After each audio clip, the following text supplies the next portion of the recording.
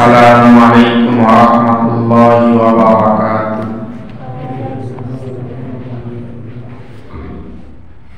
আলহামদুলিল্লাহ, আপনারা সবাই কেমন আছেন? আলহামদুলিল্লাহ ভালো আছি। আলহামদুলিল্লাহ আলহামদুলিল্লাহ। সামনের কথা পুরা করে বসি। আলহামদুলিল্লাহ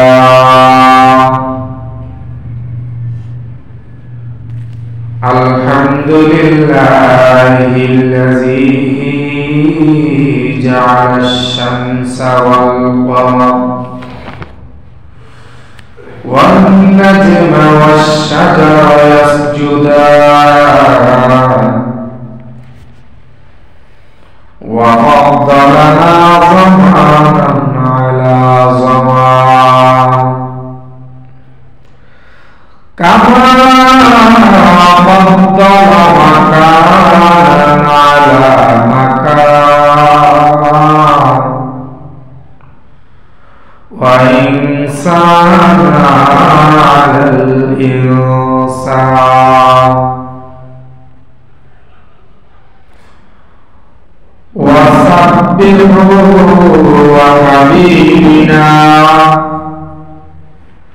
وحبيب طبيبنا وطبيب قلوبنا محمد عبده ورسوله الذي أرسله تعالى بالحق بشيرا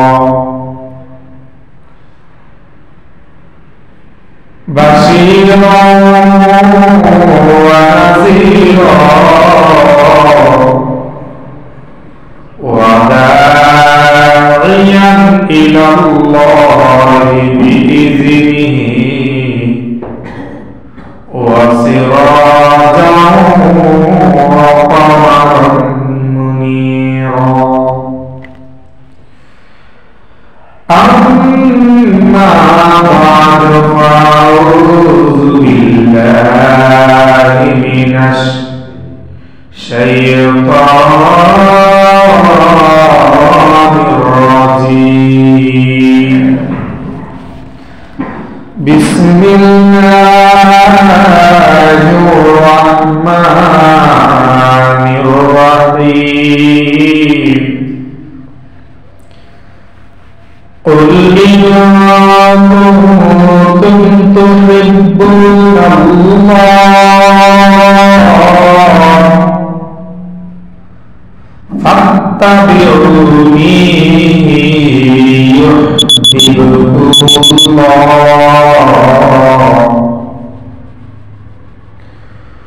ويغفر لكم ذنوبكم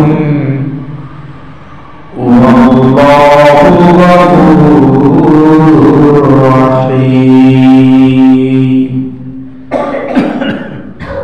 وقال رسول الله صلى الله عليه وسلم لا يدخل الجنة من كان في قلبي مثقال ذرة من كبر رواه المسلم. وقال رسول الله صلى الله عليه وسلم إياكم والحسد فإن الحسد يأكل الحسنات كما تأكل النار الحطب رواه أبو داود أو كما قال عليه النبي عليه الصلاة والسلام. إن الله وملائكته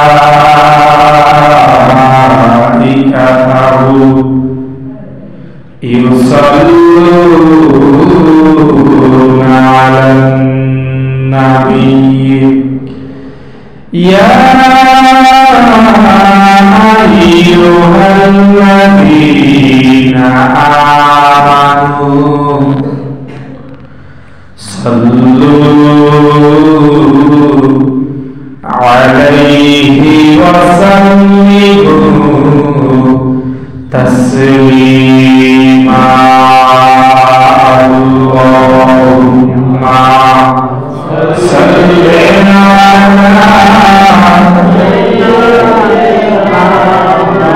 مولانا محمد وعلى آله سيدنا مولانا محمد اللهم صل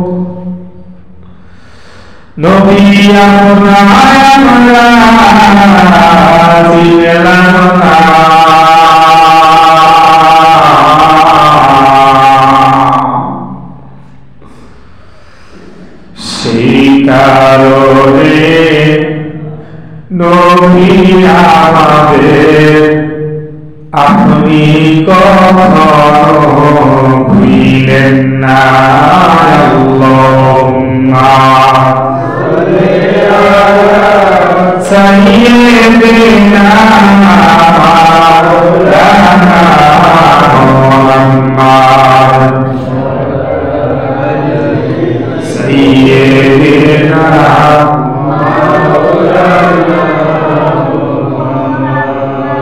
আসমানের ওই ফেরেশতারা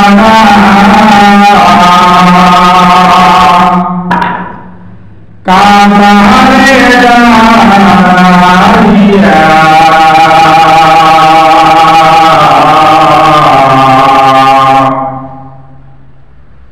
নবী দুরূদ পড়েন তারা মুহাম্মদ ইয়া রাসূলুল্লাহ আল্লাহুম্মা সাল্লি আলা সাইয়্যিদিনা মাওলানা মুহাম্মদ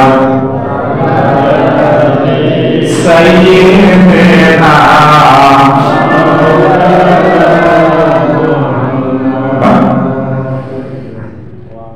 সাল্লাল্লাহু আলাইহি ওয়াসাল্লাম। সকলে বলি সাল্লাল্লাহু আলাইহি ওয়াসাল্লাম। আলহামদুলিল্লাহ, আল্লাহ পাকের দরবারে অসংখ্য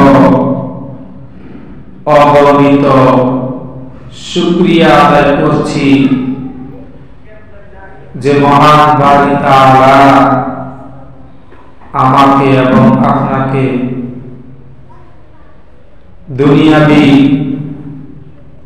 বিভিন্ন ধরনের কাজ কর্ম থেকে পৃথক করে আল্লাহর জুমা আদায় করার জন্য তার পবিত্র স্থানে, পবিত্র জায়গায়, পবিত্র কাবা শরীফের একটা অংশে, পবিত্র স্থানে পবিত্রতার সহিত আমাদেরকে বসার তৌফিক দান করেছেন।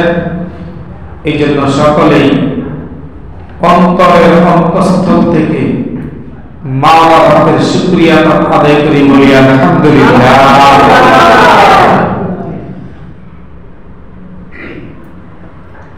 মাশাআল্লাহ, আপনারা সকলেই আলহামদুলিল্লাহ বলছেন। মনে হয়েছে যে আপনাদের এই আলহামদুলিল্লাহ বলার কারণে আল্লাহ তাআলা অবৈধ ফেরেশতা জমিনে নামা শুরু করে দিয়েছে।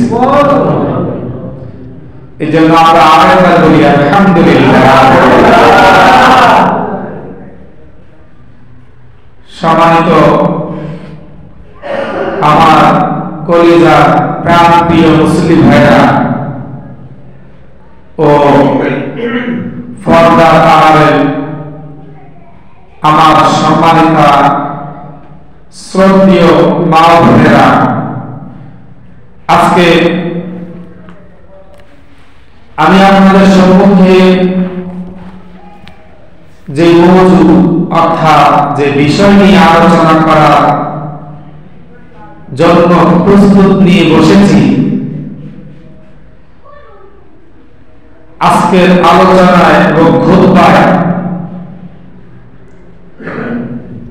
আজকে শাবান মাসের শেষ দিন এবং শেষ খুতবা, এই শাবানের ৪র্থ নম্বর খুতবা। এই খুতবায় আজকের বিষয়বস্তু লিখেছেন আল খুতবাতুর রাবিআ, অর্থাৎ ৪র্থ নম্বর খুতবা লিশারিঈ, আপনাদের জন্য রাদাবা ফিল আখলাকি আইযা, অর্থাৎ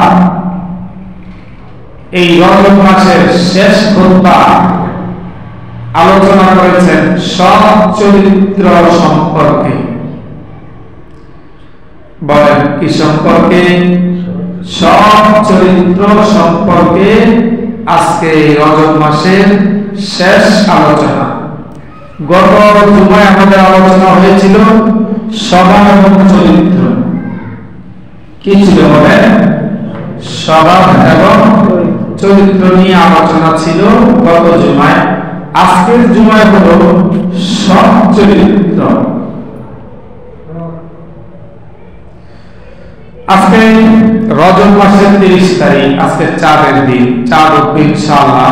আজকে কইলেও চাঁদ উঠবে, না কইলেও চাঁদ উঠবে, কারণ আরবি মাসগুলো কখনই 31 হয় না। তো এই আজকে যদি চাঁদ ওঠে, তাহলে আজকে থেকে শুরু করে 14 দিন পর পবিত্র শবে বরাত। কি বলেন? পবিত্র শবে বরাত। আজকে যদি চাঁদ ওঠে, আজকে অবশ্যই উঠবে ইনশাআল্লাহ আল্লাহর কুদরতে। আজকে থেকে শুরু করে আর মাত্র 14 দিন বাকি আছে আমাদের যেই গুরুত্বপূর্ণ একটি রাত্র, ইবাদতের রাত্র মুসলমানদের জন্য, এই রাত্রটা আল্লাহ আমাদেরকে ওই পর্যন্ত বাঁচায় রাখুন। সকলে বলি আমিন। এই জন্য আপনার আমার প্রিয় নবী বিশ্বনবী হযরত মুহাম্মদ সাল্লাল্লাহু আলাইহি ওয়াসাল্লাম এই শাবান মাস আসলেই বেশি বেশি করে একবার মানে যেখানে যাইতেন সেখানেই দোয়াটা করতেন, মানে সার্বক করে যে দোয়াটা করতেন। দোয়াটা কি? আল্লাহুম্মা বারিক লানা ফি রজব ওয়া শাবান ওয়া বাল্লিগনা রমাদান। আল্লাহ রাসূল সাল্লাল্লাহু আলাইহি ওয়াসাল্লাম বলেন, ও উম্মতেরা, তোমাদের সন্নিকটে যখন রজব এবং শাবান মাস চলে আসবে, বিলম্ব করবা সব সময় দোয়া করবা। এই দোয়াটার অর্থ হইল আল্লাহুম্মা গফিরলি, হে আল্লাহ আমাদেরকে মাফ করে দাও। হে আল্লাহ আমাদেরকে কি করে মাফ করে দেন। আর আল্লাহুম্মা বারিক লানা, হে রব্বুল আলামিন বরকত দান করো। কি দান করো? বরকত দান করো। বরকত দিয়ে দাও ফি রজব, রজব ওয়া শাবান এবং শাবান মাসে।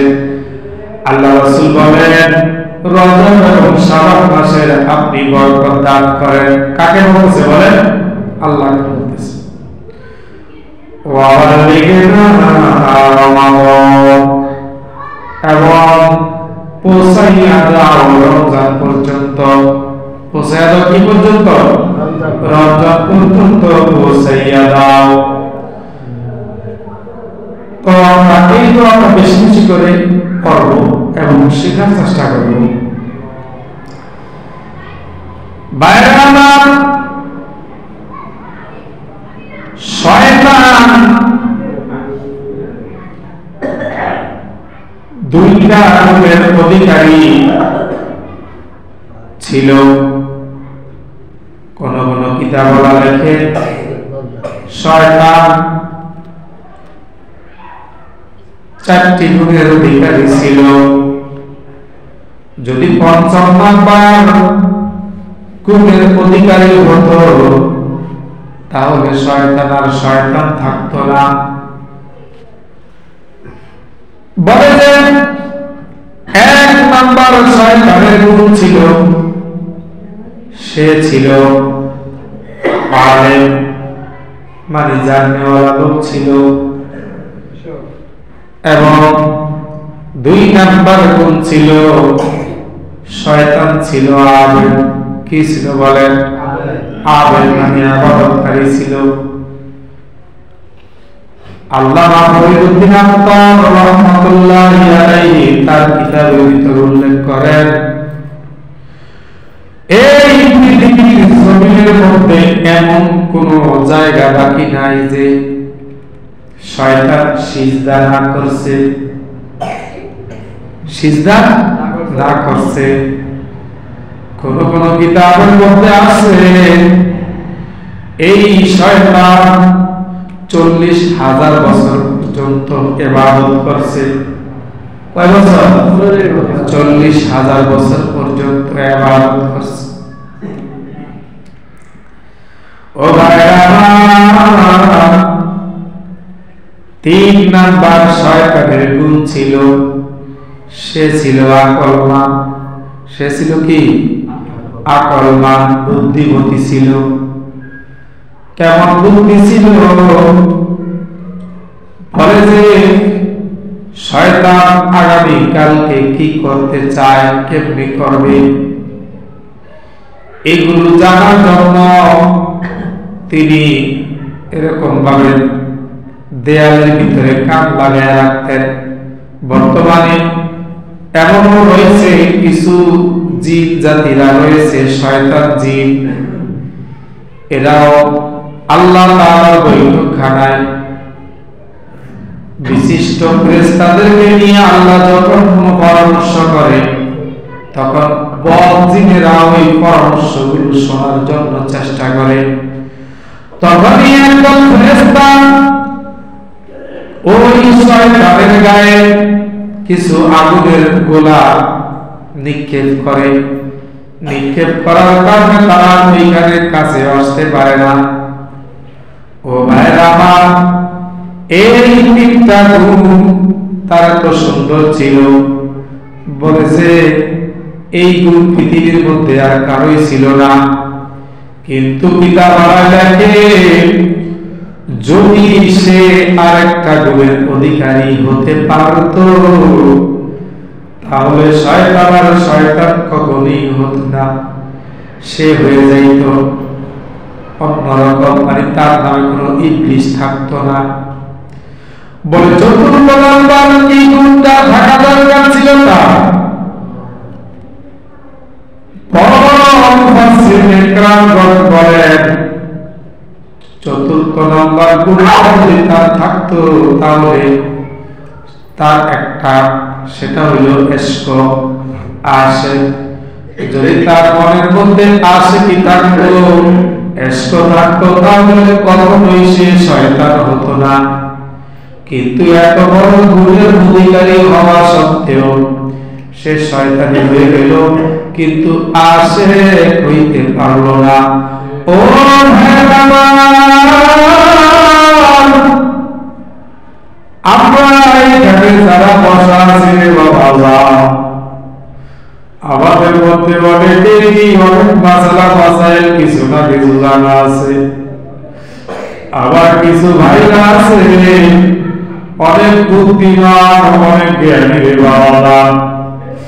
আবার কিছু ভাই আছে তারা কিন্তু অনেক আমল করতে অলাও আছে। এই তিনটা গুণ থাকার পর যদি বাবা আপনার মধ্যে যদি এসক না থাকে, আশেক যদি না থাকে, তাহলে আপনি ওই শয়তানের মতনই হয়ে গেলেন। আশেক হইতে হইব আল্লাহ এবং আল্লাহ তাআলার রাসূলের উপর। এই জন্য আজকে খুতবার মধ্যে আল্লাহ রাব্বুল আলামিন একটি আয়াত নাযিল করেছেন সূরা আলে ইমরান আয়াত নম্বর 31। আল্লাহ রাব্বুল আলামিন বলেন, কুল ইন কুনতুম তুহিব্বুনাল্লাহ ফাত্তাবিউনি ইউহিব্বুকুমুল্লাহ ইন্নাল্লাহা ইয়াগফিরুয যুনুবা। আমার আল্লাহ বলেন, ও নবী আপনি আপনার লোকদেরকে জানাইয়া দেন। আল্লাহ কি জানাইব? বলে, ও নবী আপনি আপনার উম্মতদেরকে জানাইয়া দেন, তোমরা যদি আল্লাহকে ভালোবেসে থাকো। কুল ইন কুনতুম তুহিব্বুনাল্লাহ, ইন কুনতুম জানাইয়া দাও, তুহিব্বুনাল্লাহ যারা আল্লাহকে মহব্বত করে। কাকে বলে? আল্লাহকে মহব্বত করে। এরা কি করবে? ফাত্তাবিউনি, ও নবী তারা যেন আপনার ইত্তেবা করে, আপনাকে অনুসরণ করে। এবং কি বলছে? যদি কোন ব্যক্তি অনুসরণ করে নবী, ওয়ায়াগফিরু ফায়াগফির লাহু, আমি আল্লাহ তাদেরকে নির্দ্বিধায় ক্ষমা করে দেব। এবং কি বলবো? শুধু ক্ষমাই নয়, যুনুবাকুম তাদের পাপ সমূহকে আমি মোচন করে দেব। তারা জীবনে যত অন্যায় করেছে, তারা জীবনে যত পাপ করেছে, যদি নবী আপনার ইত্তেবা করে আর আমাকে মহব্বত করে এবং আপনার ইত্তেবা অনুযায়ী চলে, আমি আল্লাহ তার জীবনের গুনাহগুলোকে মাফ করে দেব। আল্লাহু গফুরুর রহিম। আমার আল্লাহ বলেন, ও নবী আমি অত্যন্ত দয়ালু এবং অত্যন্ত মেহেরবান। ও ভাইরা আমার, এই আয়াতের দ্বারা আমরা কি বুঝতেছি? আমরা এতটুকুই বুঝতেছি, আমরা আশিক হইব কার বলেন? আল্লাহ এবং আল্লাহ রাসূলের। আল্লাহ এর জায়গায় বলেন, আতিউল্লাহ ওয়া আতিউর রাসূল, তোমরা আল্লাহ এবং আল্লাহর রাসূলের ইতাআত করো। কি করো বলেন? ইতাআত করো। ঠিক আছে ইনশাআল্লাহ। আল্লাহ রাব্বুল আলামিন বলেন, তোমরা আল্লাহ এবং আল্লাহর রাসূলের ইতাআত করো। কিন্তু এই সমাজের মধ্যে কিছু কিছু মানুষ রয়েছে, তারা আমিরের ইতাআত করে, আছে না নাই বলে? আবার কিছু কিছু মানুষ এই জমিনের মধ্যে রয়েছে, তারা পীর সাহেবকে ইতাআত করে, তারা এরকম ভাবে গাজা বাবাকে ইতাআত করে। ও ভাইরা আমার, কোরআন বুঝবা না এমন, কোরআন যদি বুঝতা তাহলে কখনোই তুমি গাজা বাবার ইতাআত করতা না, তুমি আমিরের ইতাআত করতা না, তুমি কোন পীরের ইতাআত করতা না। ইতাআত করতে একমাত্র আল্লাহ এবং আল্লাহর রাসূলের। বলে যে আমরা তাবলীগ করি, আমরা আল্লাহ এবং আল্লাহ রাসূলের কথাই তো বলি, আল্লাহ এবং আল্লাহ রাসূলের কথা সবাই বলে। কিন্তু ভাইরা আমার, ওকবা সাহেব কিন্তু রাসূলের কথা বলছিল, কিন্তু হাকিকতে তারা কিন্তু কি ছিল না? ঈমানদার ছিল না। বলে আব্দুল্লাহ ইবনে সুলুল একজন সাহাবীর নাম। আল্লাহ রাসূলের পিছনে সব সময় নামাজ পড়ত, জিকির করত, বড় লম্বা পাখি ছিল, তাসবিহ ছিল। আল্লাহ রাসূল সব সময় দেখতেন সে 5 ওয়াক্ত নামাজ রাসূলের সাথে একসাথে পড়ে, তাকবীরের সাথে পড়ে। কিন্তু রাসূল হঠাৎ করে একদিন চিন্তায় পড়ে গেলেন, ব্যাপারটা কি? আমার সাহাবীরা তো বিশ্বস্ত সাহাবী, এরা তো কখনো 2 নম্বরই করতে পারে না। আমরা মসজিদে কি বলি না বলি, এই কথাগুলো কিভাবে মক্কার কাফেরদের কানে যায়, আমরা কি বলি না বলি, কিভাবে আবু জাহেল শুনতে পায় বুঝতেছি না। আল্লাহ তাআলার কাছে বললেন, মালিক আমি তো গায়ের জমিনের মালিক, আপনি আমাকে একটু সহযোগিতা করো আল্লাহ। সাথে সাথে আল্লাহ রাব্বুল আলামিন ভাই জিবরাইলকে পাঠাইয়া দিলেন। পাঠাইয়া দিয়া বললেন, ও মালিক আপনার সন্তান আপনার এখান থেকেই পৌঁছানো হয়, তার নাম হইল আব্দুল্লাহ ইবনে সুলুল। তাইলে দেখেন রাসূলের সাথে থাইকা সব সময় নামাজ কালাম সবকিছু বলিয়াও সে দুতলামি করত। তখন রাসূল সাল্লাল্লাহু আলাইহি ওয়াসাল্লাম মক্কার সমস্ত সাহাবা-কেরামদেরকে আদেশ দিয়েছিলেন তার সাথে যেন কেউ কথা বলতে না বলে। তখন সবাই কথা বন্ধ করে দিছে, বেচা কিনা বন্ধ করে দিছে, তার সাথে কোনো মুআমালা নাই, মুআশারাত নাই। ওই বেচারা চিন্তার মধ্যে পড়িয়া গেল। লম্বা ইতিহাস, সেদিকে আমি যাইতে চাই না। তো ভাইয়েরা আমার, আজকের যে বিষয়বস্তু সৎ চরিত্র সম্পর্কে আলোচনা, যদি আপনি সৎ চরিত্র হন তাহলে আশে থাকবেন একমাত্র কার? আল্লাহ। আল্লাহ এবং আল্লাহর রাসূলের আশে থাকতেই একমাত্র আল্লাহ এবং আল্লাহর রাসূলের। ও ভাইয়েরা আমার, সৎ চরিত্র কাকে বলে? কিতাবের মধ্যে 12 প্রকার বলছে। কয় প্রকার বলেন? 12 প্রকার বলছে। এই 12 প্রকার যদি আপনার আমার মধ্যে যদি থেকে থাকে তাহলেই বুঝবেন আপনি সৎ চরিত্র। আর নাইলে কখনই আপনি আপনার নিজেকে বলতে পারবেন না আপনি সৎ চরিত্র। কি বলেন? 12 প্রকার বলবো।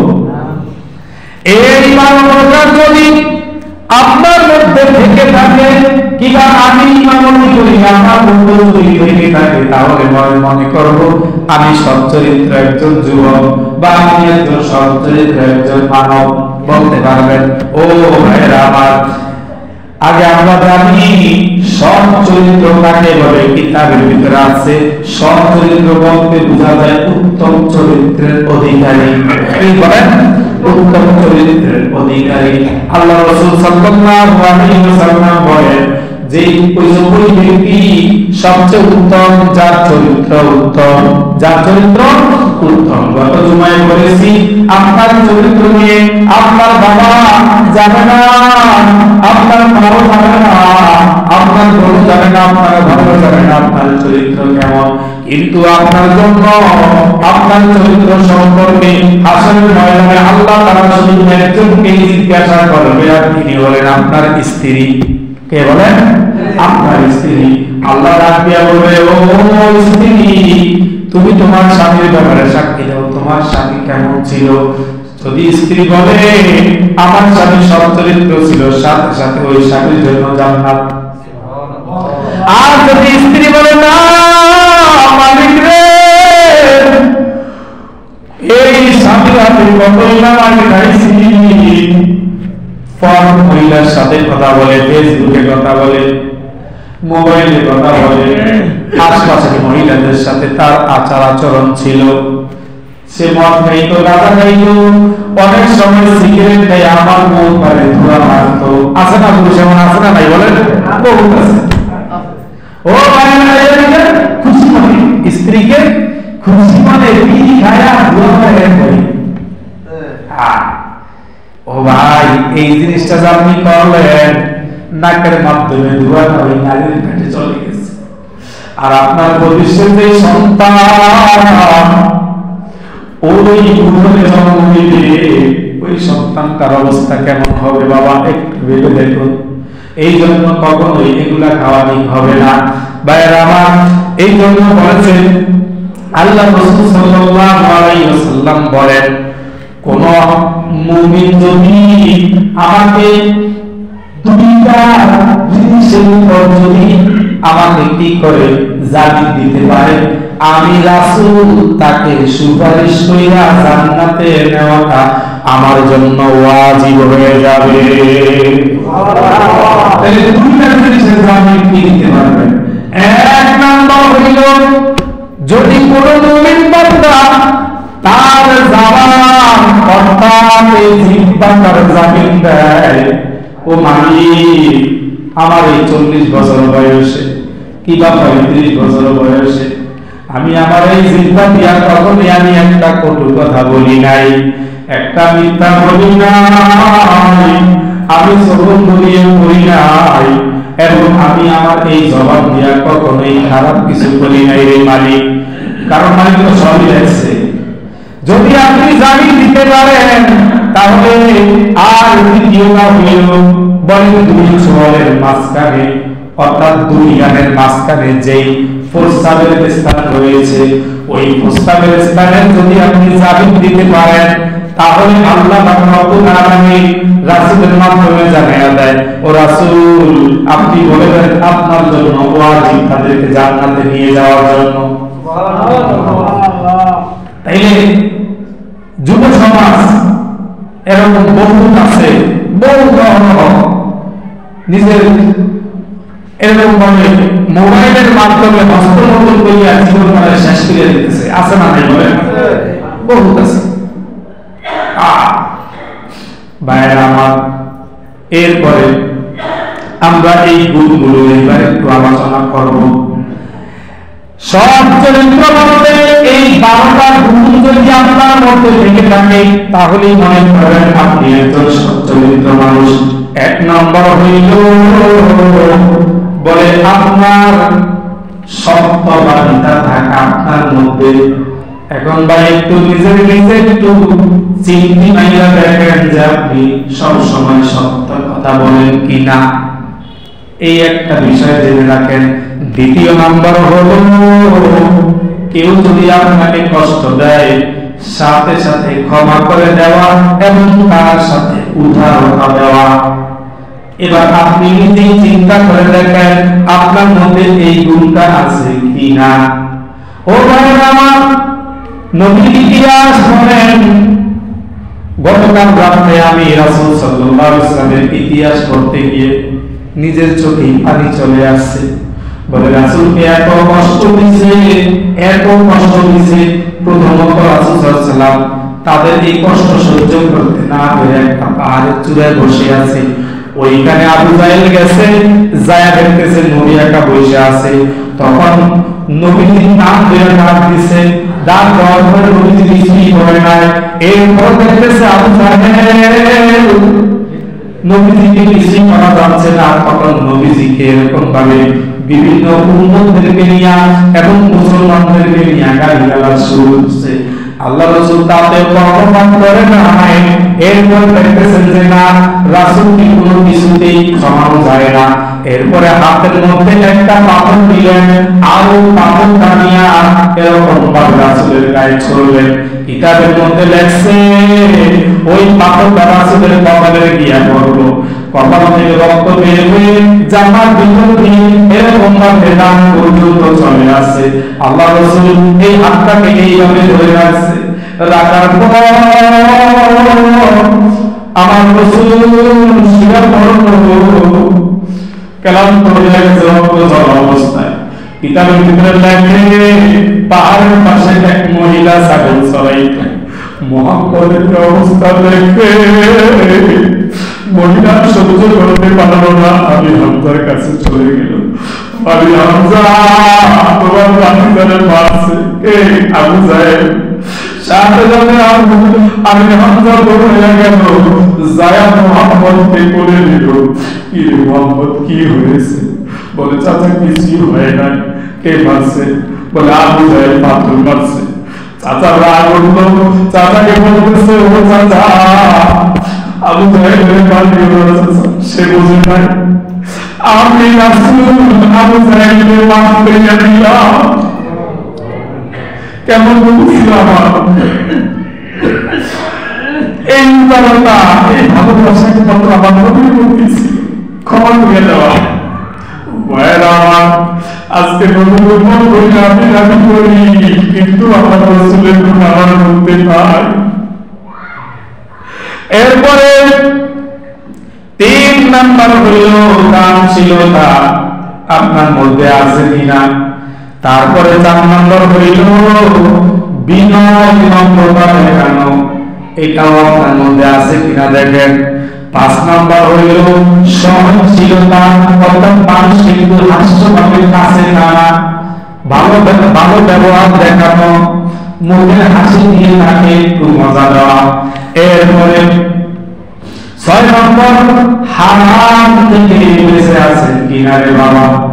এরপরে 7 নম্বর হলো হালাল তরফ, হালাল তরফ করেন কিনা, অর্থাৎ হারাম থেকে বেঁচে থাকিয়া হালাল তরফ উপার্জন করেন কিনা। এরপরে 8 নম্বর হইল পরিবারের জন্য স্বাচ্ছন্দ্যে আপনি খরচ করেন কিনা। এরপরে 9 নম্বর হলো কারো সঙ্গে শত্রুতা না করা। 10 নম্বর হলো গোপনে বা প্রকাশ্যে অন্যের জন্য কল্যাণ কামনা করা। এবং 11 নম্বর হলো প্রতিশোধ না নেওয়া। 12 নম্বর হলো অন্যকে ক্ষমা করে দেওয়া।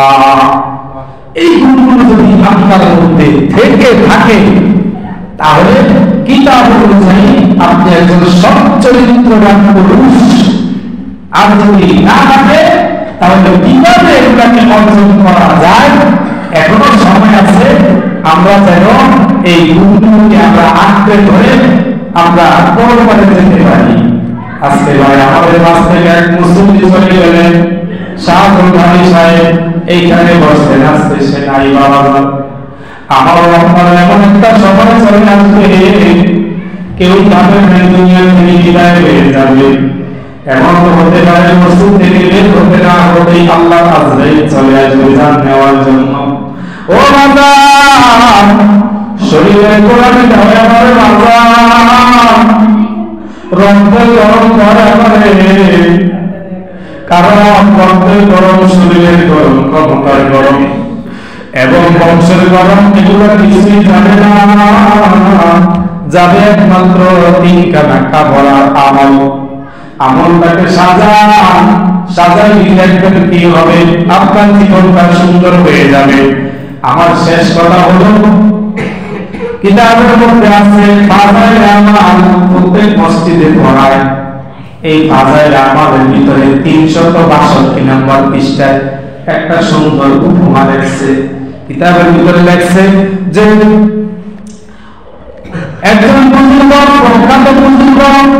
প্রখ্যাত বুজুর্গ, তার নাম হইল হযরত শাকিব বলকি রহমাতুল্লাহ আলাইহি।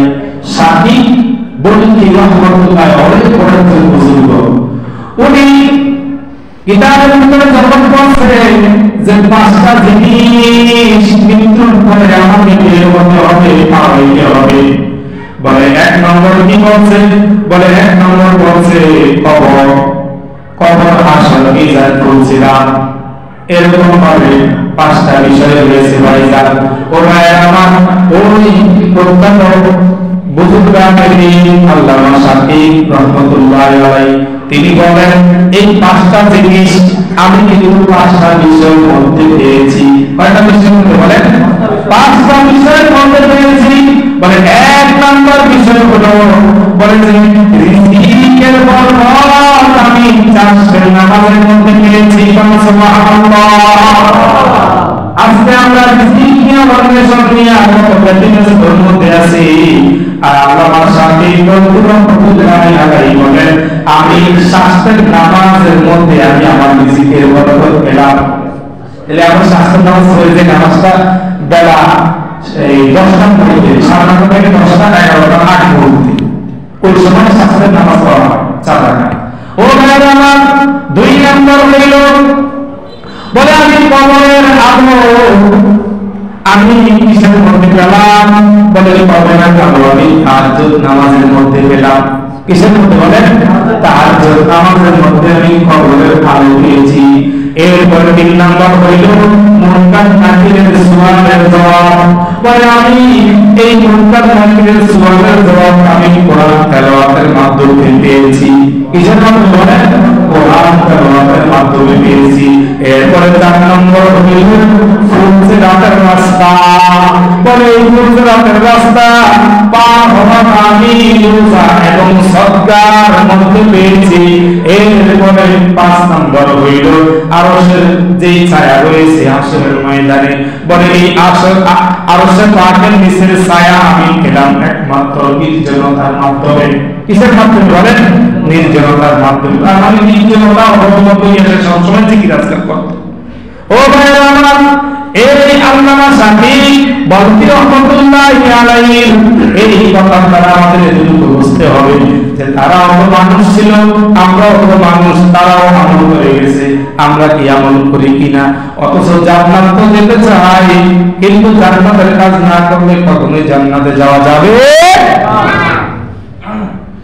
আল্লাহ আমাদের সবাইকে যে কথাগুলো বলেছি সবাইকে আল্লাহ সচ্চরিত্র দান করে না। এই জগতে সৎ মানুষের অভাব, ইমানের অভাব বলে, কিন্তু অসৎ মানুষের অভাব নাই। সুকলখনি, মানফানি, সিগারি, ধোঁকাবাজি অভাব নাই। ভাই ভাইয়ের সাথে ধোঁকা করে, আছে না নাই? ছেলে হইয়া বাবার সাথে ধোঁকা করে, ধোঁকা দেয়, আছে না নাই? আবার বাবাও ছেলের সাথে ছেলের লগে কি করে? ধোঁকা দেয়। আল্লাহ হেফাজত করুন সকলে বলি আমিন। এই গুনাহগুলো নিয়ে জান্নাতের আশা তখনই করিয়েন। আগে গুণগুলো ঠিক করতে হবে, আচার আচরণ ঠিক করতে হবে, রাসূলের আদর্শ অনুযায়ী দেখেন, পড়েন, তার জীবনই করেন, জীবনটা পাল্টে যাবে। আল্লাহ আমাদের সবাইকে তৌফিক দান করুন, সকলে বলি আমিন। ওয়া আখিরু দাওয়ানা আলহামদুলিল্লাহি রাব্বিল আলামিন। যারা সুন্নাত করি নাই এরা ফেরে ডাক্তার করতে সুন্নাত নামাজ পড়েন ইনশাআল্লাহ।